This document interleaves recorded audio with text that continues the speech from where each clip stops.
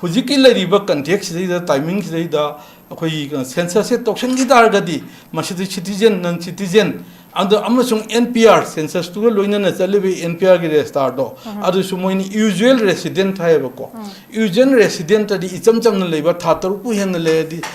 Yabaga and Hiriba. Mayamchi. Aduna national population rest agilizare aduna to high issue mo intimacy census ki lakan the yawragati once census the yawre hajana mana hayeng legal complicacy mama akoi the census the yawgibani aduni census ki kyam dangerous wagi khudong tingai oirga kanda hujiksi self enumeration to yare handaki amendment da self enumeration ne mayam nen khangbiramani aina adusu online da I happy you I mean in a form mental Nasagi Chalibi enumerator do Magi mobile number to Pirani my mobile number is the Aina online the Vogasalakadori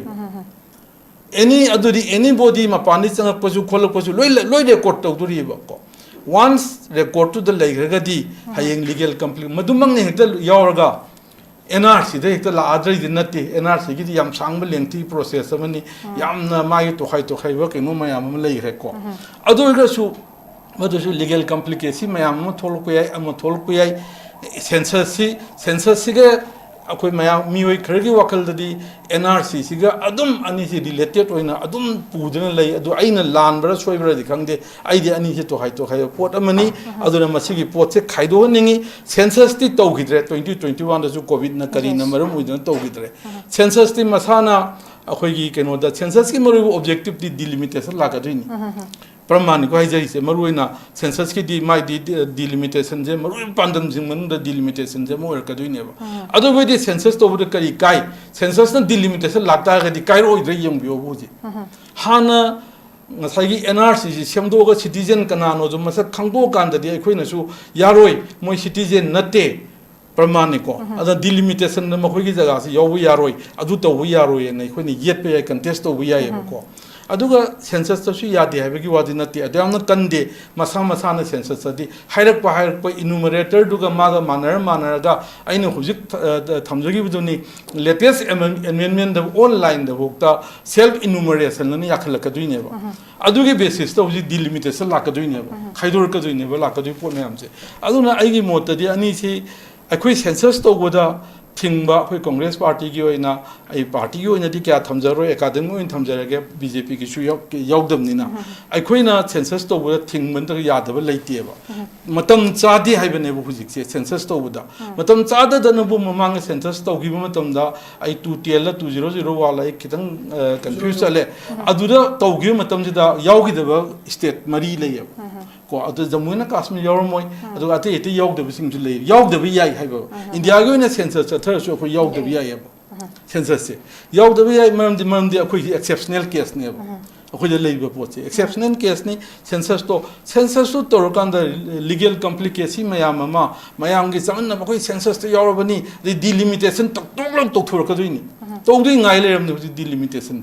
With the women's been going under Putorotana, Kurotana, Nupigi Namada, already 2023, the women's bill deal passed over Ravaneva. 543 or many parliament Mpcc. Labor 543 the 33% Tambiaram never. Tamdan to a delimitation to Yanavaina, Nupigi Paxalakanda, Pramanico, Congress no party di Palevaro Viadeco. Nupivu Mirai do Tore, nothing put a delimitation to Navaina, Tauruga Tonavadi, and my Tigi do never. A delimitation there. Makoi mase eyes of the tip of the iceberg never. Delimitation in Naileni, census adugini, Mointanarisi. Census Quedantanari, the Lord like a Tamieva. The census here don't turn to Usuai, the delimitation, Mamang Supreme Court Kikari order like after census of 2031 have a man delimitation to Wikiport Kasulay revenue already. I don't know, I am what the Hujik and one the Kitan, not the Quigi Maru, demographer Haidar. Panchere Professor Narendra, Manas Lady Edise. Census 2027 Gi data the NRC update to whatever not take Hiram never. See, I'm not a label one echo. census ta togi du yai mamang 71 oigera 51 oigera 61 oigera public na yabadu yai adu 2027 gi siga mari sungai leinabam thokte sida mari leinaba targadi asai nga santana haibada 2010 gi kari census tu torgadi yabai 21 gi mamang na torgadi yabana sungju thamgi adu miyang gi oba mandate ma lakini 61 oiduira aduna oiduira ina adu afawo demographer Professor Narendra na haise census 2027 gi data da NRC tawdaba natti aduna census 2027 je huji aipodi yam darkar leba natti ma details dai ire mayam ju yengbiram mane na khali aduga mathang da ina akhoi gi leiba NRC se gamena akhoi gi moina gamena handak ki census se sidai da ina yengda showin rai handak ki census ki thoku order under se changsa di pura moi Ministry of Home Affairs na thopani yang e sidai da kaino NPR gi wa yaugde sida fuji bokta ina thengna bada anu thokpo khorpa inu udaba su lerangani aina loina khangbu ubu nate NPR gi matang da sidai da NPR haibadi tokhai we exercise amani na kaido bugi census ki di NPR yaugdaba ya di karai da lege ba NPR se kona moi hapak pa yai huji 2010 da tawre nga sayu thamja gare 2010 da UPA gi matamda lak tholu bugtani NPR ai base ado handa ki sida huji boke aina thengna bogtadi NPR yaugdi si maram je census di NPR barabar pakadem ne leiti hai basu oram bi yai ate ki technical ground ate maram mayam chu oda kamain thambi ningi sigi wafam se adum congress ki maike digisu adum miyam gi tasu apun bana thami ba wafam haidare apam semak NRC tawgadabni heba wafam semak thambi adum la eduga apoi gi BJP gi recently apoi kano dagi phongdok pirakpa new chief minister thamak pa statement tangai han census san tawgadabni heba wafam sida emphasis pirakpa loina na apoi gi BJP gi site phongdok pa se apoi gi NRC tawba tarabadi apoi gi national population register se han tawgadabni heba wafam ju pale adu taragadi census gi mamang gi NRC gi mamang gi NRC gi tawdinga mangda census hana tawbagi tangai fadaba ama khakti leirabra haibagi wahang among suksai thoi haitare duna hojik leiriba phibam sida leiriba debate che haitare oza kamain yengbi masi tawba amasung tawdaba sigi kyamaru oiba amasung oidaba kari tawba ya haibase kamain thambiding oza surbala aina thamjaning basi koi BJP gi haidare ngasi gi si koi topic ki BJP haibam su yorom dina debate between Congress versus BJP haibani adu BJP gi mauchin bhaigadra wangang loi haigadra madudi ngasi gi discussion ji yaugdabo wi yaurga su hena nuai gadabani adu anyway ka su kaide koi khana nei na basi da ayan thamjaning si BJP gi potse magi constant continuity am irei leitabo zonu uba haidare 2019 da assembly da koigi Shri Kangmujam Ranjit Singh Honorable MLA Subunu na hangbu wahang amagi pakungda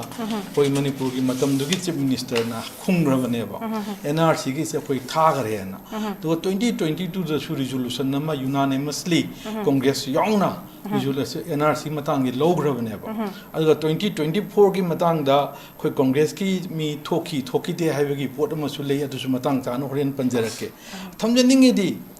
loinamak khanaba loidana loinamak government BJP government NRCC tawgadabani haibasi makoina khandana thadan loiga port ama hujikti inong nong na mo anu chief minister ma laaga adusu BJP ki haidare huji amung nong seminar tokhulakadabani aduga hairiba NRCC census loidrabadi NRC update toba yade ga haiba masi akhoi dum open secret oina mayam gi public domain da lerabani samaina mung nong mo hairakpa somna kandana amuk seminar tawgadabani miyam da khanagadabani ga so mo haiba adugadi seminar tawgadaba khanaraga warep logadabu oiragadi karigidamakta hana census loidrabadi NRC update to yadi je kamai hairi no haiba number 1 da number 2 da already akoi Manipur assembly da warep karak lograba potse no na mu hujik census na mu hangadamni ga na haigalaisi matamdu da aina tahu wat panara matamdu da masigi potsi census sana torga tawne haibasi yawgi bu udi hairiba aduna BJP gi wafam sidi wa sidi ngaklerga amangang public memories are short lived kaido miyam na ningjang basi akhoi gi kuide ga haibagi poto hojikti social media gi kari gi jo IT gi juksi laabani na AI gi matamji yorokpani na hanagi adugumba ariba wakhallon adu thadok pharena khali aduga sigi matang gi jaina han round sigi tanja logjar ga ina thamjaningi se maruina BJP dani ꯃꯈꯣꯏꯅ ꯉꯁꯤ NRC ꯍꯥꯏꯕ ꯃꯤꯡ ꯑꯃ ꯇꯥꯔꯤꯁꯦ ꯑꯁꯦꯡꯕꯗ ꯑꯁꯥꯡꯕꯗꯗꯤ NRIC ꯃꯌꯥꯝꯅ NRCꯅ ꯑꯗꯨꯝ ꯍꯥꯏꯅꯔꯦ ꯃꯁꯦ ꯀꯪꯒ꯭ꯔꯦꯁ ꯂꯩꯔꯝꯗ꯭ꯔꯗꯤ ꯇꯥꯔꯝꯗꯕꯁꯨ ꯌꯥꯏꯑꯕ ꯃꯗꯨꯒꯤ ꯃꯔꯝꯗꯤ ꯀꯩꯒꯤꯅꯣ ꯍꯥꯏꯕ ꯃꯇꯝꯗ NRC ꯁꯤ 이한 ꯍꯥꯟꯅ ꯍꯧꯗꯣꯛꯈꯤꯕꯁꯦ ꯀꯪꯒ꯭ꯔꯦꯁ ꯃꯇꯝꯗ 1951ꯗ ꯍꯧꯗꯣꯛꯈꯤꯕꯅꯦꯕ ꯃꯇꯝꯗꯨꯗ NRIC ꯅ ꯍꯥꯏꯕ ꯍꯧꯖꯤꯛ NRC ꯍꯥꯏꯔꯤꯁꯦ 1951ꯗ ꯍꯧꯗꯣꯛꯄꯅꯤ ꯑꯗꯨꯒ NRC ꯁꯦ ꯑꯗꯨꯒꯤ ꯃꯇꯨꯡꯗ ꯏꯟꯗꯤꯌꯥꯒꯤ ꯁ꯭ꯇꯦꯠ ꯑꯃꯠꯇꯗ ꯑꯩꯈꯣꯏꯒꯤ ꯃꯇꯥꯡ ꯃꯇꯝꯅ ꯀꯔꯤꯅ ꯌꯥꯗꯕ ꯑꯣꯏꯗꯅ ꯆꯠꯅꯗ꯭ꯔꯒꯁꯨ ꯃꯥꯒꯤ ꯇꯉꯥꯏꯐꯗꯕ ꯏꯜꯂꯤꯒꯦꯜ ꯃꯥꯏꯒ꯭ꯔꯦꯟꯠꯀꯤ ꯋꯥꯐꯝ ꯃꯅꯤꯄꯨꯔꯗ ꯂꯥꯛꯏꯁꯦ ꯁꯨꯃꯥꯏꯅ ꯂꯥꯛꯄꯁꯦ ꯑꯁꯥꯝꯗ 1985ꯗ ꯑꯩꯈꯣꯏ ꯑꯁꯥꯝ ꯑꯦꯀꯣꯔꯠꯅ ꯇꯧꯅꯈꯤꯕꯗꯣ ꯁꯥꯇ꯭ꯔꯒꯤ ꯏꯍꯧꯗꯣ ꯃꯗꯨꯗꯁꯨ ꯑꯁꯥꯝꯗꯁꯨ ꯂꯥꯛꯈ꯭ꯔꯦꯕ ꯃꯇꯝꯗꯨꯗ ꯑꯁꯥꯝ ꯑꯦꯀꯣꯔꯠ ꯇꯧꯕ ꯃꯇꯝꯁꯤꯗ NRIC ꯅꯠꯇ꯭ꯔꯒ NRC ꯁꯦ ꯃꯗꯨꯒꯤ ꯃꯇꯨꯡ ꯏꯟꯅ ꯑꯩꯈꯣꯏ ꯑꯁꯥꯝꯗ 2005ꯗ ꯍꯥꯏꯕꯗꯤ ꯀꯪꯒ꯭ꯔꯦꯁꯅ UPAꯅ ꯄꯥꯟꯕ ꯃꯇꯝꯗ ꯇ꯭ꯔꯥꯏꯄꯥꯔꯇꯥꯏꯠ ꯇꯣꯛ ꯑꯃ ꯇꯧꯔꯒ ꯁꯦꯟꯇꯔꯅꯦ ꯑꯁꯥꯝ ꯒꯚꯔꯟꯃꯦꯟꯠꯅꯦ AASU ꯀꯣ ꯑꯣꯜ ꯑꯁꯥꯝ ꯁ꯭ꯇꯨꯗꯦꯟꯠ ꯌꯨꯅꯤꯌꯟ ꯍꯥꯏꯕ ꯑꯣꯏꯔꯝꯒꯅꯤ ꯃꯁꯤ ꯇꯧꯔꯀꯥꯟꯗ 1951ꯒꯤ NRCꯗ ꯑꯩꯈꯣꯏ ꯇꯧꯈꯤ ꯍꯥꯏꯗꯅ ꯃꯁꯤꯁꯨ ꯑꯩꯅ ꯍꯥꯏꯖꯅꯤꯡꯉꯤꯗꯤ ꯀꯪꯒ꯭ꯔꯦꯁꯅ ꯄꯥꯟꯕ ꯃꯇꯝꯗ ꯃꯁꯤꯒꯤ NRCꯒꯤ ꯄꯣꯠ ꯑꯁꯥꯝꯗ ꯂꯥꯛꯈꯤꯕꯁꯤꯁꯨ ꯑꯩꯈꯣꯏ ꯀꯪꯒ꯭ꯔꯦꯁꯅ ꯄꯥꯟꯈꯤꯕ 1985ꯒꯤ ꯉꯁꯥꯏꯒꯤ ꯂꯩꯔꯤꯕ ꯑꯁꯥꯝ ꯑꯦꯀꯣꯔꯠꯁꯤꯁꯨ ꯀꯪꯒ꯭ꯔꯦꯁ ꯃꯇꯝ ꯇꯧꯈꯤꯕ ꯇꯧꯕ ꯑꯦꯀꯣꯔꯠꯇꯨꯗ ꯉꯁꯥꯏꯒꯤ ꯍꯥꯏꯔꯤꯕ ꯃꯇꯝꯗꯨꯒꯤꯗꯤ ꯌꯥꯅꯕꯗ ꯃꯥꯏ ꯂꯤꯒꯦꯁꯤ ꯗꯇꯥ ꯒꯥꯏꯅ ꯑꯗꯨꯗꯅꯤ ꯍꯣꯔꯦꯟ ꯃꯊꯪꯗ ꯑꯃꯨꯛ ꯂꯥꯛꯆꯒꯦ ꯑꯩꯈꯣꯏ NRIC ꯅꯠꯇ꯭ꯔꯒ NRC ꯁꯤꯗꯩꯗ ꯑꯩꯈꯣꯏ ꯅꯦꯁꯅꯦꯜ ꯄꯣꯄꯨꯂꯦꯁꯟ ꯔꯦꯖꯤꯁꯇꯥꯔ ꯌꯥꯎꯗ꯭ꯔꯁꯨ ꯌꯥꯏ ꯑꯁꯦ ꯑꯁꯥꯝꯒꯤꯗ ꯅꯦꯁꯅꯦꯜ ꯄꯣꯄꯨꯂꯦꯁꯟ ꯔꯦꯖꯤꯁꯇꯥꯔ ꯌꯥꯎꯈꯤꯗꯦꯕ ꯃꯔꯝꯗꯤ ꯅꯦꯁꯅꯦꯜ ꯄꯣꯄꯨꯂꯦꯁꯟ ꯔꯦꯖꯤꯁꯇꯥꯔꯗꯤ 2010ꯗꯅꯦꯕ ꯁꯦꯝꯃꯛꯏꯁꯦ ꯑꯗꯨꯅ 1951ꯗ ꯅꯦꯁꯅꯦꯜ ꯄꯣꯄꯨꯂꯦꯁꯟ ꯔꯦꯖꯤꯁꯇꯥꯔ ꯂꯩꯕ ꯅꯠꯇꯦ NRC ꯂꯩꯖꯔꯒꯁꯨ ꯑꯗꯨꯅ ꯍꯥꯏꯔꯤꯕ ꯂꯩꯔꯤꯕ ꯍꯧꯖꯤꯛꯀꯤ NRC ꯁꯤ ꯑꯩꯈꯣꯏ ꯀꯪꯒ꯭ꯔꯦꯁꯀꯤ ꯃꯇꯝꯗ 2005ꯗꯒꯤ ꯑꯃꯨꯛ ꯀꯟꯅ ꯇ꯭ꯔꯥꯏꯄꯥꯔꯇꯥꯏꯠ ꯇꯣꯛ ꯇꯧꯔꯀꯥꯟꯗ ꯑꯃꯨꯛ ꯇꯧꯈ꯭ꯔꯦ ꯑꯗꯨꯒꯤ ꯃꯇꯨꯡꯗ 2010ꯗ NRC ꯁꯦ ꯑꯁꯥꯝꯒꯤ ꯗꯤꯁꯇ꯭ꯔꯤꯛ ꯑꯃ ꯑꯣꯏꯔꯤꯕ ꯑꯩꯈꯣꯏ ꯕꯔꯄꯦꯇꯥꯗ ꯑꯍꯥꯟꯕ ꯑꯣꯏꯅ ꯇ꯭ꯔꯥꯏꯌꯦꯜ ꯑꯣꯏꯅ ꯃꯁꯤ ꯇꯧꯗꯨꯅ ꯁꯨꯝ ꯌꯦꯡꯈ꯭ꯔꯦꯀꯣ ꯃꯁꯤ ꯌꯥꯕ ꯌꯥꯗꯕꯅꯆꯤꯡꯕ ꯑꯗꯨꯒꯤ ꯃꯇꯨꯡꯗ 2013ꯗ ꯍꯧꯖꯤꯛꯀꯤ NRC ꯁꯤ ꯑꯩꯈꯣꯏ ꯁꯨꯄ꯭ꯔꯤꯝ ꯀꯣꯔꯠꯀꯤ ꯑꯣꯅꯔꯦꯕꯜ ꯁꯨꯄ꯭ꯔꯤꯝ ꯀꯣꯔꯠꯀꯤ ꯃꯥꯒꯤ ꯏꯟꯇꯔꯚꯦꯟꯁꯟ ꯍꯥꯏꯒꯗ꯭ꯔꯥ ꯑꯃꯗꯒꯤ ꯑꯁꯥꯝꯗ ꯃꯁꯤ ꯄꯥꯏꯈꯠꯇꯕ ꯌꯥꯗꯕ ꯄꯣꯠ ꯑꯃ ꯑꯣꯏꯔꯦ ꯍꯥꯏꯕꯗꯤ ꯂꯤꯁꯥꯡꯁꯤꯠꯅ ꯀꯪꯒ꯭ꯔꯦꯁꯅ 1985ꯗꯒꯤꯅ 2010 ꯐꯥꯎꯕꯗ ꯑꯩꯈꯣꯏꯒꯤ ꯍꯥꯏꯔꯤꯕ NRC ꯁꯦ ꯑꯁꯥꯝꯗ ꯑꯩꯈꯣꯏꯒꯤ ꯇꯧꯅꯕ ꯍꯥꯏꯗꯅ ꯍꯣꯠꯅꯗꯅ ꯑꯗꯨꯝ ꯂꯥꯛꯈꯤꯕꯅꯦꯕ ꯑꯗꯨꯒ ꯍꯥꯏꯔꯤꯕ ꯑꯁꯥꯝꯗ ꯇꯧꯕ ꯃꯇꯝꯁꯦ ꯀꯅꯥꯅ ꯄꯥꯟꯕ ꯃꯇꯝꯅꯣ ꯍꯥꯏ ꯀꯥꯟꯗ ꯑꯩꯈꯣꯏꯒꯤ ꯑꯁꯥꯝꯒꯤ ꯃꯇꯝꯗꯨꯒꯤ ꯑꯣꯅꯔꯦꯕꯜ ꯆꯤꯐ ꯃꯤꯅꯤꯁꯇꯔ ꯇꯔꯨꯟ ꯒꯣꯒꯣꯏꯅ ꯑꯁꯥꯝꯗ ꯄꯥꯟꯕꯁꯦ 2001ꯗꯒꯤꯅ 2015 ꯐꯥꯎ ꯑꯣꯏꯔꯝꯒꯅꯦꯕ ꯁꯤꯒꯤ ꯃꯇꯝꯁꯤꯗꯅꯦꯕ ꯑꯁꯥꯝꯒꯤ ꯃꯔꯨꯑꯣꯏꯕ NRCꯒꯤ ꯄ꯭ꯔꯣꯁꯦꯁ ꯃꯌꯥꯝ ꯄ꯭ꯔꯣꯁꯤꯗ꯭ꯌꯨꯔ ꯃꯌꯥꯝ ꯃꯥꯒꯤ ꯂꯩꯕ ꯕꯣꯇꯜ ꯅꯦꯛ ꯃꯌꯥꯝ ꯑꯌꯥ ꯌꯥꯗ ꯄꯨꯝꯅꯃꯛ ꯐꯤꯜ ꯋꯥꯛ ꯒ꯭ꯔꯥꯎꯟ ꯋꯥꯛ ꯄꯨꯝꯅꯃꯛ ꯗꯥꯏꯖꯦꯁ ꯇꯧꯔꯒ ꯂꯣꯏꯁꯤꯜꯂꯝꯃꯤꯁꯦ ꯁꯤꯒꯤ ꯃꯇꯝꯁꯤꯗ ꯂꯣꯏꯁꯤꯜꯂꯝꯕꯅꯦꯕ ꯑꯗꯨꯅ ꯍꯧꯖꯤꯛ BJPꯅ ꯑꯩꯈꯣꯏꯒꯤ ꯀꯪꯒ꯭ꯔꯦꯁꯁꯤꯗꯤ NRC ꯌꯥꯗꯕꯅꯤ ꯑꯗꯨꯅꯤ ꯑꯗꯥꯒꯤ ꯉꯥꯡꯕꯁꯤꯗꯤ ꯃꯈꯣꯏꯅ ꯄꯥꯟꯈꯤꯕ ꯃꯇꯝ ꯃꯈꯣꯏꯒꯤ ꯀꯣꯂꯤꯁꯟꯗ ꯂꯩꯈꯤꯕ ꯃꯇꯝ ꯐꯅꯌꯥꯝꯁꯨ ꯌꯥꯎꯈ꯭ꯔꯦ ꯑꯗꯨ ꯍꯥꯏꯔꯤꯕ ꯄꯣꯠꯁꯤꯡꯒꯤꯗꯤ NRC ꯍꯥꯏꯕ ꯋꯥꯍꯩ ꯑꯗꯨꯒ NRC ꯍꯥꯏꯕ ꯄꯣꯠ ꯂꯥꯛꯏꯕ ꯑꯁꯥꯝꯗꯒ ꯂꯥꯛꯇꯅ ꯉꯁꯤ ꯑꯩꯈꯣꯏꯅ ꯑꯁꯥꯝꯒꯤ ꯄꯣꯠꯇꯨ ꯑꯩꯈꯣꯏ ꯑꯦꯗꯣꯞ ꯇꯧꯕ ꯌꯥꯕ꯭ꯔꯥ ꯌꯥꯗꯕ꯭ꯔꯥ ꯍꯥꯏꯕꯅꯆꯤꯡꯕ ꯑꯩꯈꯣꯏꯒꯤ ꯅꯣꯂꯦꯖꯇ ꯉꯁꯤ ꯂꯩꯔꯤꯕ ꯄꯣꯠꯁꯤꯡꯁꯦ ꯍꯣꯏ ꯑꯇꯣꯞꯄ ꯁꯤ ꯇꯧꯔꯝꯗ꯭ꯔꯒꯁꯨ ꯑꯇꯣꯞꯄ ꯃꯈꯜꯒꯤ ꯃꯑꯣꯡ ꯑꯃ ꯂꯥꯛꯑꯝꯕꯁꯨ ꯌꯥꯏ ꯑꯗꯨꯅ ꯋꯥꯐꯝ ꯑꯃꯅꯤ ꯑꯗꯨꯅ ꯃꯁꯤ ꯃꯈꯣꯏꯅ ꯍꯥꯏꯔꯤꯕ ꯄꯣꯠꯁꯦ ꯆꯥꯝꯃꯗ ꯆꯥꯝꯃ ꯂꯥꯜꯂꯕ ꯇꯣꯇꯦꯜꯂꯤ ꯂꯥꯜꯂꯕ NRC ꯁꯤꯗꯤ ꯑꯃꯔꯣꯝꯗ ꯋꯥꯍꯩꯁꯤ ꯑꯦꯄ꯭ꯔꯣꯄ꯭ꯔꯤꯌꯦꯠ ꯑꯣꯏꯒꯗ꯭ꯔꯥ ꯑꯣꯏꯔꯣꯏꯗ꯭ꯔꯥ ꯈꯪꯗ꯭ರೆ ꯑꯩꯈꯣꯏ ꯀꯪꯒ꯭ꯔꯦꯁꯀꯤ ꯕ꯭ꯔꯦꯟ ꯆꯥꯏꯜꯅꯦꯅꯕꯨ ꯍꯥꯏꯕ ꯌꯥꯏ ꯍꯥꯏꯅ ꯑꯩꯗꯤ ꯂꯧꯏ ꯑꯗꯨꯒꯤ ꯃꯇꯨꯡꯗ ꯀꯩꯗꯧꯒꯦꯗ ꯍꯥꯏꯔꯤꯕ ꯄꯣꯠꯁꯤ ꯑꯩꯈꯣꯏꯒꯤ NRCꯒꯤ ꯄꯣꯠꯁꯤ ꯑꯩꯈꯣꯏ ꯃꯅꯤꯄꯨꯔ ꯂꯦꯖꯤꯁꯂꯦꯇꯤꯚ ꯑꯦꯁꯦꯝꯕ꯭ꯂꯤꯗꯁꯨ ꯑꯩꯈꯣꯏ 2022ꯗ ꯑꯥꯒꯁ ꯊꯥꯗ ꯑꯣꯏꯒꯅꯦꯅ ꯈꯜꯂꯤ ꯃꯁꯤ ꯇꯧꯕ ꯃꯇꯝꯗ ꯋꯥꯔꯦꯞ ꯂꯧꯕ ꯃꯇꯝꯗ NRCꯒꯤ ꯀꯪꯒ꯭ꯔꯦꯁꯀꯤ ꯂꯣꯏꯅꯃꯛ ꯌꯨꯅꯥꯅꯤꯃꯁꯂꯤ MLA 5ꯃꯛ ꯌꯥꯎꯅ ꯋꯥꯔꯦꯞꯁꯤ ꯂꯧꯈꯤꯕꯅꯦꯕꯀꯣ ꯑꯗꯨꯒ ꯃꯈꯣꯏꯅ ꯑꯀꯣꯟꯕꯗ ꯊꯝꯃꯛꯏꯁꯤꯅ ꯑꯩꯈꯣꯏꯒꯤ 2024ꯒꯤ ꯑꯩꯈꯣꯏꯒꯤ ꯀꯩꯅꯣ ꯋꯥꯔꯦꯞꯁꯤ ꯂꯧꯕ ꯃꯇꯝꯗ ꯑꯦꯁꯦꯝꯕ꯭ꯂꯤꯗ ꯋꯥꯔꯦꯞ ꯂꯧꯕ ꯃꯇꯝꯗ ꯀꯪꯒ꯭ꯔꯦꯁꯀꯤ MLA 5 ꯃꯄꯥꯟꯗ ꯊꯣꯛꯈꯤ ꯈꯣꯠꯈꯤ NRC ꯂꯧꯕ ꯃꯇꯝꯗ ꯌꯥꯝ ꯀꯟꯅ ꯁꯟꯗꯣꯛꯑꯦ ꯆꯥꯝꯃꯗ ꯆꯥꯝꯃ ꯃꯈꯣꯏꯁꯦ ꯑꯩ ꯌꯥꯝꯁꯨ ꯍꯥꯏꯅꯤꯡꯗꯦ ꯄꯕ꯭ꯂꯤꯛ ꯗꯣꯃꯦꯟꯅꯤ ꯑꯩꯈꯣꯏꯁꯨ ꯌꯥꯝ ꯈꯪꯕ ꯍꯩꯕꯁꯨ ꯅꯠꯇꯦꯀꯣ ꯈꯔ ꯄꯥꯔꯨꯕ ꯇꯥꯔꯨꯕ ꯑꯈꯪ ꯑꯍꯩꯒꯤ ꯃꯇꯨꯡ ꯏꯟꯕꯗꯨꯒꯤ ꯃꯇꯨꯡ ꯏꯟꯅ ꯈꯔ ꯉꯥꯡꯖꯕꯩ ꯋꯥꯗꯅꯤ ꯑꯩꯈꯣꯏꯗ ꯍꯦꯟꯅ ꯈꯪꯕ ꯃꯌꯥꯝ ꯑꯃꯁꯨ ꯂꯩꯈ꯭ꯔꯦꯀꯣ ꯑꯗꯨꯅ ꯌꯥꯝ ꯀꯟꯅꯁꯨ ꯍꯥꯏꯅꯤꯡꯗꯦ ꯃꯇꯝꯗꯨꯗ ꯍꯟꯅ ꯀꯌꯥꯔꯛ ꯍꯟꯅ ꯁꯦꯡꯗꯣꯛꯈ꯭ꯔꯕꯅꯦꯕ ꯃꯇꯝꯗꯨꯗ ꯋꯥꯛ ꯑꯥꯎꯠ ꯇꯧꯈꯤꯕꯒꯤ ꯃꯔꯝꯁꯦ ꯀꯔꯤꯅꯣ ꯍꯥꯏꯕ ꯃꯇꯝꯗ ꯀꯪꯂꯥ ꯔꯤꯖꯣꯂꯨꯁꯟ ꯑꯅ ꯖꯅꯋꯥꯔꯤ 2024 ꯑꯣꯏꯔꯝꯒꯅꯤ ꯀꯪꯂꯥꯗ ꯂꯧꯈꯤꯕ ꯔꯤꯖꯣꯂꯨꯁꯟꯗꯨ ꯑꯩꯅ ꯆꯨꯝꯅ ꯏꯐ ꯑꯥꯏ ꯔꯤꯃꯦꯝꯕꯔ ꯀꯔꯦꯛꯠꯂꯤ 6ꯀꯨꯝꯕ ꯑꯣꯏꯔꯝꯒꯅꯤꯅꯈꯜꯂꯤ ꯋꯥꯔꯦꯞꯇꯣ ꯃꯗꯨꯗꯤ NRCꯁꯤ ꯌꯥꯎꯋꯦꯕ ꯑꯗꯨꯅ NRCꯁꯤ ꯌꯥꯎꯅ ꯀꯪꯂꯥꯗ ꯂꯧꯈꯤꯕ ꯔꯤꯖꯣꯂꯨꯁꯟꯗꯨ ꯈꯟꯅꯁꯤꯅ ꯍꯥꯏꯕ ꯃꯇꯝꯗ ꯃꯗꯨ ꯍꯥꯎꯁꯅ ꯌꯥꯗꯕꯗꯒꯤ ꯃꯇꯝꯗꯨꯗ ꯌꯥꯗꯕꯒꯤ ꯋꯥꯛ ꯑꯥꯎꯠ ꯇꯧꯔꯛꯈꯤꯕꯅꯦꯕ ꯍꯥꯏꯔꯤꯕ ꯄꯣꯠꯁꯤꯃꯛꯁꯤ ꯑꯩꯈꯣꯏꯒꯤ honorable akoi MLA honorable akoi hanagi CLP leader aduga hujikina president Sri Okram Ibo binasu house in pan thola ganda mahangna masina marmo idana masi akoi tholakpani NRC yadabagi natte base mayek chengna thamgrabu afam maneba masimakta da makoina hanjal akoi gi aran report amada aseng report to da yumpham morga tawrdi phaba aran amada sagalaga Congress na NRC yadabani aduni adani haibana singba aduda aduna adu haigi ada haigi en to potche masi yamna laibak thibanen thamjaningi adu mapung oinadi leiriba hujiki leiriba BJP gi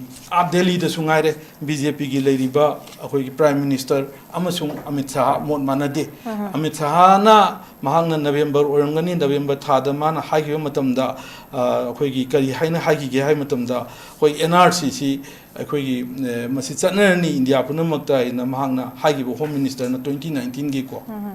haigi belai aduga 2019 da haigra matung ki da akoi gi December da Modi na muk November dani sorry November 2019 da Amit Shah na so mu haigra Rajya Sabha da ni ko hairiche aduga Modi na muk Ramlila ground da December 2019 da akoi NRC ki matang se no nationwide NRC not even discussion na mu haigi bisu leirabane asikum mayam si yong kanda BJP na sandoiba aranba prasar aranba wafam singse masi chama lanru wafung aktane na thamjaraga ya hanwe round ji tension jake okay oja hojiksi NRC gi wafam si 2022 da so akoi gi Congress yaung na sigi resolution lo bi wafam se leire aduga NPRC yaudna Assam chu tawgibe wafam se dum leiri bandana why not in Manipur da su yaroidra haiba wafam se musu leire haitare ana hojiksi miyam gi hairaga di hujik leib situation sida illegal immigrant gi mito miyan jagi achwa akoi gi kanom khak lei bandana isu jam khak leim dana NRC before akoi gi census have post ne akoi am strong oiba koi vocal na miyam de gi thoga leisi ani su han bagi sei oza hojiksi akoi gi BJP gi akoi ga sigi se oza chan su thambi bane akoi BJP gi se ama koi kano ma panelist ma yaung ba kan de haiza bane unfortunately madugi kano dama tanja dama lei ki de haitare ado census se moi BJP gi dagi koi thamak pase koi ana kano se national population register se dum Mpcc report amakak lei si se hana tawdaba yadabani dana se na toktho kanda NRC se tawba ta duin dana aduna census an tawra kan si tawba haibes de mo koi piba ingit si male ja koi gi census hana koi gi tawdaba yadabagi mawong se koi gi kasai gi ana kano gi ma gi si census se tawtho matung da sigi extend je natraga mesigi sai se ana NPR ama sema kanda sidagi amok adugi NPR dudagi citizen oiba amasung citizen oide haibadu NRC gi khunthang da khandok na bagi adugi process da lakpagi wafam male koi government site ek thamba se haidare adu si matang da NRC Assam gi da su panbi jana kem ta yaw gi moi gi da kem tong da bi ya ki hai ana akoi gi Manipur gi matang gi lak matan masi kyamok maru oibano yaw da di ya da bifam do leibra si kyam problem moi ni ka main tham bining uja yam nungai discussion ji hojik laiba confusion je NPR census torga NPR se census ki record ki lokthokani je kadai yawge ba amana census sabesina census act 1948 aduga with amendment magi rules 1990 orungane khali aduga NPR haibisina citizenship amendment citizenship act 1955 the rules 2003 dagi ne ba pura separate ke nunga ta ne ba ani se entity amamam ne ba to haiba adu ani se kari gi punjali NPR gi matang lokthor ko de punjan ga kanda India government na magi administrative convenience ki damakta chatlingai da paisa ne tingdui sor kuti akoi punna chatlaga census ki lobudu da NPR gi chu to khaiba register am ne ba mayam na khalina khanba yom be khalum da yawe engon ne khamu ju am lai gare leiriba census ki register sidagi NPR chil chingdok ka do winning ne ba amana ain khamuda kalam train thoi lengani amana traung nga lengani ani se to khai ba pot mamam ne ba aduna NPR haiba che mayam na legacy data har kanda aina landui ra di khangdre hai census se barabar pak le re ba legacy data I the census yok do su ya ba what is legacy data hai ba pot ma la ne ba ko legacy data je yeng su ya bang su yeng legacy data da Assam gi di census yogi I the census yok do su ya ba I the 1957 the territorial council ge election to electoral roll low su ya census to 1951 do yahon ge su ya natraga akoi gi tenants khatian gai na tenants ki pata na tabo ko pata na pallen owner gi ni tenants khatian na low uri ba mi du kana no mo gi le koti yeng su ya legacy data sembada census yaude adi si karai di yauge ba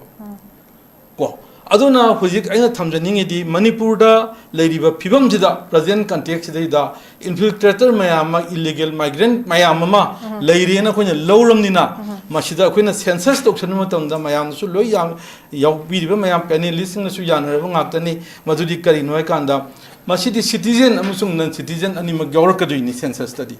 ada china ani je punna to boi se kari noi confusion chatle punna en ngasai leiriba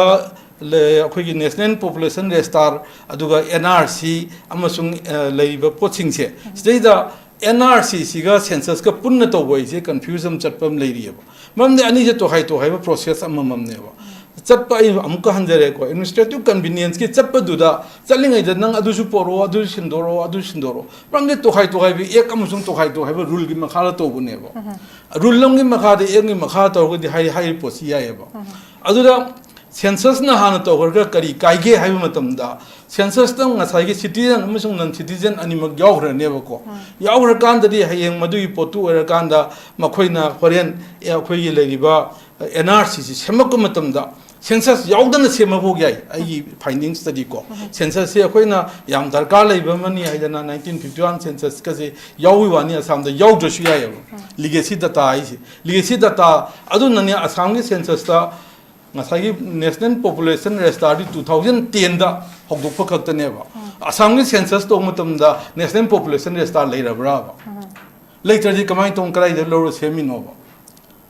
aduna aina thamjaningi poti hujiki leiriba context da timing da akhoi census se toksan gi dar gadi masidi citizen non citizen and amasung npr census to loina na chalibi npr gi register do adu sumoini usual resident haiba ko usual resident di ichamcham na leiba thatar pu hen le di yabagan hairiba mayam chi aduna national population register gi leijare aduna to khaibi issue moin thamasi census ki lakan da yawhraga di once census ta yawhre haidana mana hayeng legal complication mayam ma akoi di census ta yawgi bani aduni census ki kyam dangerous oi gi khudong thingai oi ga kanda hujik si self enumeration to yare handa ki amendment da self enumeration ne mayam nen khangbiramani aina adusu online da ai happy ai ming sini na form mention laga ngasagi chalibi enumerator do magi mobile number do pirani my mobile number sida aina online da boga salaga dori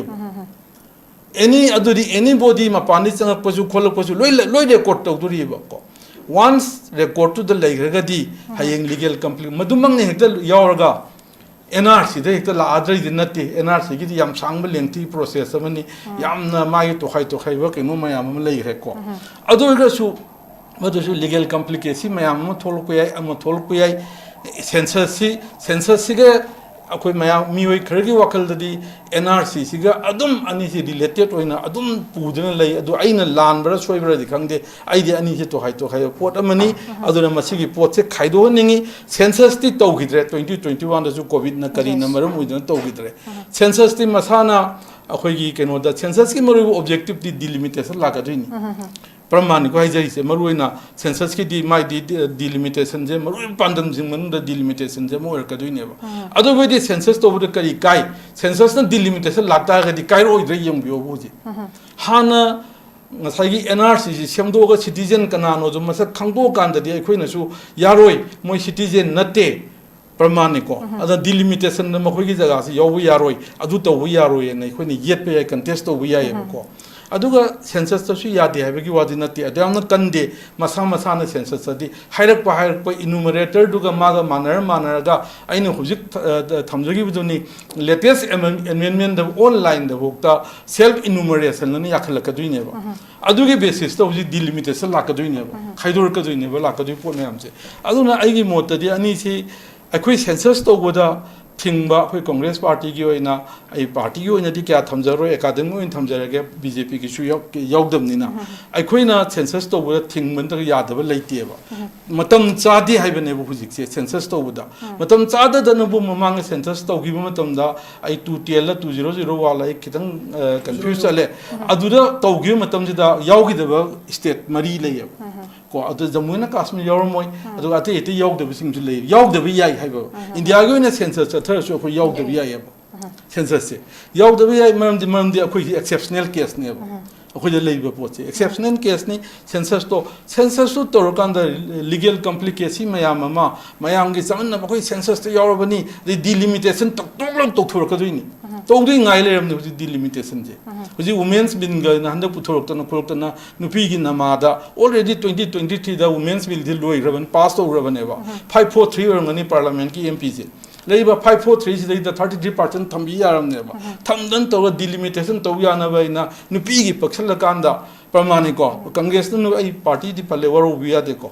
nupi bu mirai re du tawre na kan putho delimitation to na ba ina tawraga to na ba di han mai thi gi du neba delimitation je makhoi mase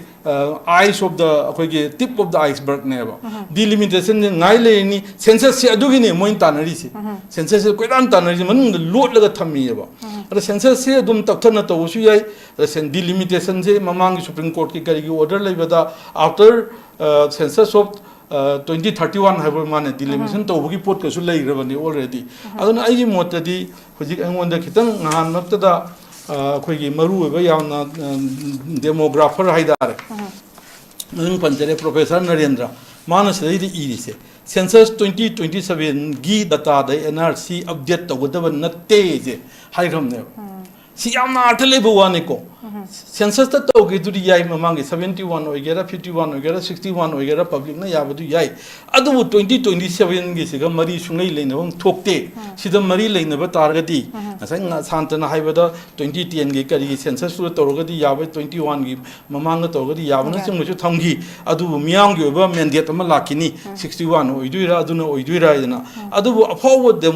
demographer professor narendra na haise census 2027 gi data da nrc tawdaba natti aduna census 2027 je huji akhoi yam darka leba natti ma details dai ire mayam ju yengbiram mane na khali aduga mathang da ina akhoi gi leiba NRC se gamena akhoi gi moina gamena handek ki census se sidai da ina yengbuda shobina rai handek ki census ki thoku order under se changsa di pura moi ministry of home affairs na thopani yang sidai da kaino NPR gi wa yaugde sida fuji bokta ina thengna bata anu thokko khorpa inu udaba su lerangani aina loina khangbu ubu nate NPR gi matang da sidai da NPR haibadi tokhai we exercise amani na kaido bugi census ki NPR yaudaba ya di karai da lege ba NPR se kona moi hapak payai huji 2010 da tawre nga sayu thamjagre 2010 da UPA gi matamda lak tholupu gatani NPR ai bese ado handak ki sida huji boke aina thengna bhoktadi NPR yaugdi si maram je census the NPR bar pakkadev ne leiti hai besu oram biyai ate ki technical ground ate maram mayamum chu oram biyai na advaina thamjaningi ado ani suba round je advaina thamjaraga ai kitang ang tension jage okay koi gyozagi hujiki NPRC is it a compulsion high besai matang da clarification ma koi ozan su thambi kre duga koi census ki da koi simple koi survey base koi yumkok thi bagi asigi port sima aduga koi gi NRC gi sida maroina koi gi verification chingba base tawba aduga legal scrutiny high tare sida yenga kanda tawba sida koi gi legal data check tawba sida di census se masigi legacy data semba sidi census yaw do su yai habane mafam je thambi se duna akoi gi hujik leiba meeting census first la kan da amu akoi gi hana kona updated data se ngusinara kan NRC kona lakpa gi wafam ma khaki sida git ama khak leiba si masi ka su thoidop ke dakar oide NRC that is akoi gi legacy data check tawba sidi legacy gi akoi gi legal scrutiny check tawba sidi census ana tawba tawdaba gi thoidok ma thawdo ta de tawdu su yai wafam dune duna uza sam lak uza re sodam lak chani bizang sa gi akoi gi legacy data khandopui matang se ada side sigum baza yet na bese am lebne NRC se dak hena pai ba ya da report lei baza la du kamaina side clarification da tham ai silak da ai direct question not in the just khangning bagini ko khoi colonel sahib tai kinom ta hangjage ngasi wok da khoi da ngasa highway gi bada central government ta union government da khoi na thamoi seng na haira phajana haira ga di adum tabi ni haiba ma aina lan tabra moina su tawira kani khana vira kani haiba ma adum mom hai haje ado ngasi wok da buffer zone je loktho na khoi na haire si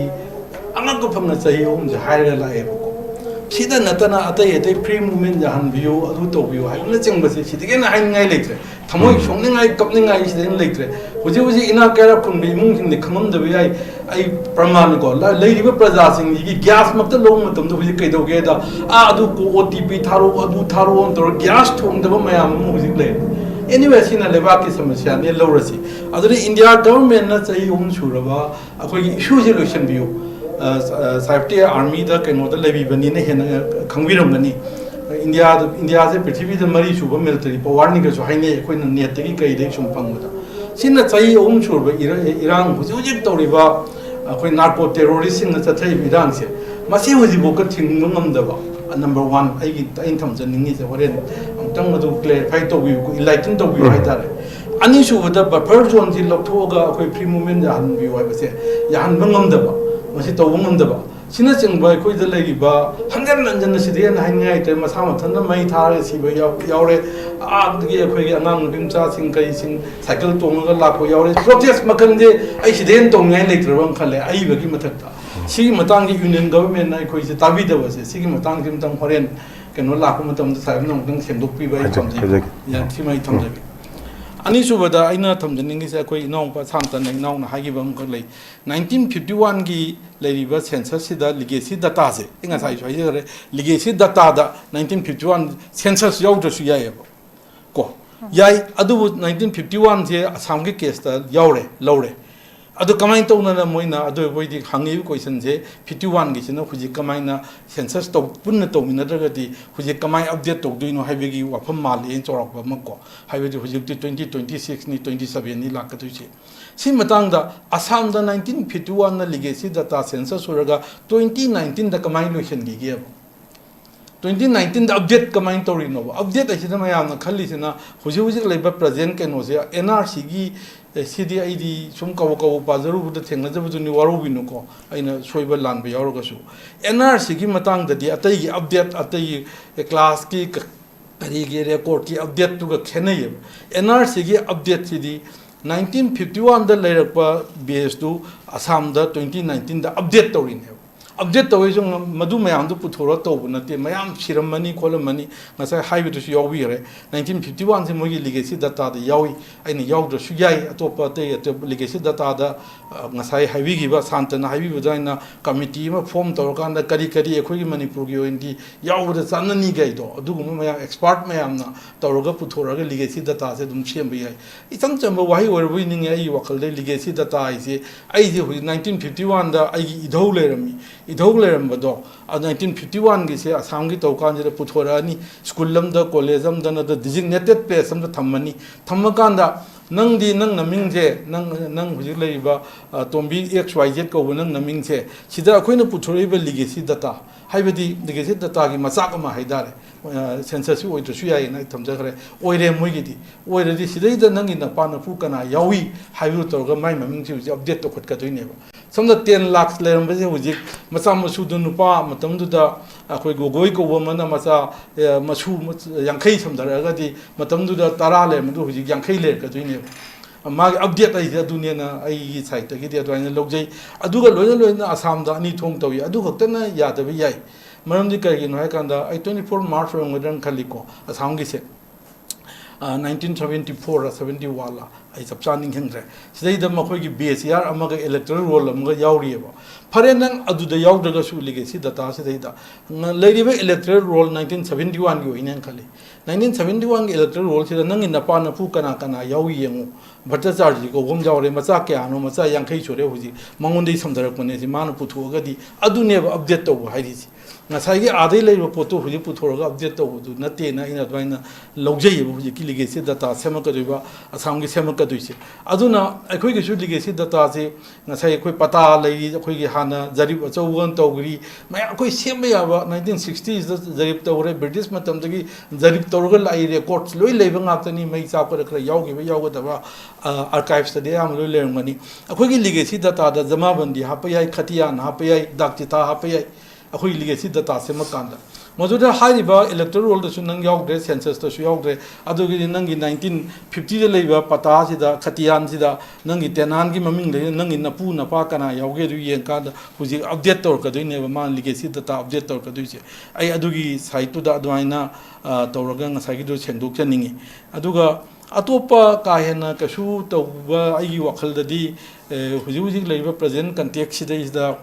अखोई census तौबसे census तौबसिना लाकदुजे census की मंग the lolly पोसिदी delimitation ने हाइबसिमदी आइदी चामा थाजै आई वखलदा होय ओरमदबा याय मनुंग the फुमगा Moina कन्ना ग तौसलैजे delimitation तौबगी पांदमजी तौगनेना खाली in the guys of NRC मोई डिलिमिटेशन तौनबगी पांदमजु सोय लाकनी NRC ना अदुम पुरोग्राम खंदो खंजिन तौरगा लेहोंगनी सेंसस ना मोई तौगेन खनबनिना जर लोइसनगिनी डिलिमिटेशन तौरकनी मसाई कर्नल साइब न स्टॉपी रे मधुदी मधु याम चाउ इरांग अम थोलकनी हाइबन चिंग मयामदी थंबीरेको अदुगी थंबीरे अदुगा लिगेसी ततादु अनोवा कोइनी एविडेंस एक अना हाई अनोवदरी भारतीय साखिया अभिनियन हाइगरबरा अदवाइना ममिंग 2023 गन थोनगिबा माले अदुदी लिगेसी दता जी सही क्या होंगे लिगेसी दता ओइबे यादे गई जुदी ngसागी एविडेंस एक तुदा अदुमक लेजरमनी सिबोकसिना पता दो सही क्या की ममांगिने यानी अदुनी एक्सपर्ट सिंगना खंगई सिंगना तानर कांदा माई लिगेसी डाटा सेमजुनी लिगेसी डाटा हैरगा डिफाइन तौरगा census plus electoral roll plus अन लेबन नते सिनी दैना क्लियर ओइन तमजनिंगि माई लेबल लम दुगी चानबा मतुंगिना लिगेसी डाटा से सेम याई पारी पुरी डाटा हाइबनेना इन अदवाइना लौजैबको वाफम खरजे थमगै टेंशन जके ओके ओजा आई ओजा शांत मदी इंदिरा गांधी नम 1969 दा मको काय दी से अखोई डिस्कशन जिगा रिलेवेंट ओइदे नसी पॉइंट में थमजगे को नते अदुगी डिस्कशन तो खाइन मम तो आई ऑब्जर्वेशन ने वन सेंटेंस दा अनि सुबदा अखोगी इनोंपा सांतना हाइगिबे मी अमदे होगदुइनी हाइबतो सिदा अमुतंगा आई सेंटेंस हम द लोइसलबो वाहिदा सिटीजनशिप रूल्स 2003 दने मा कमाइने इनुमरेशन तौगदगे मी अमदे होगदगे से रूल्स टू यावग्रेबो ngसाई सेंसस की सेंसस की एक को सेंसस 1948 ता यावजब पोट मनेबा सि मई थमजग तेन थमजंगे को सि रूल्स दे दा सेंसस यावद्रसु एक अनि दो 1948 की नि 1955 की नि रूल्स अमा तो हाई बनी सिदई द कमाइन तो दन मी अमदगी इनुमरेशन ना अखोई की वखल जे दम लेग्रेबा वोट की मसिंग थीबा लापसे सि गते इनुमरेटर ने अखोई लौग्रेबा को सिमा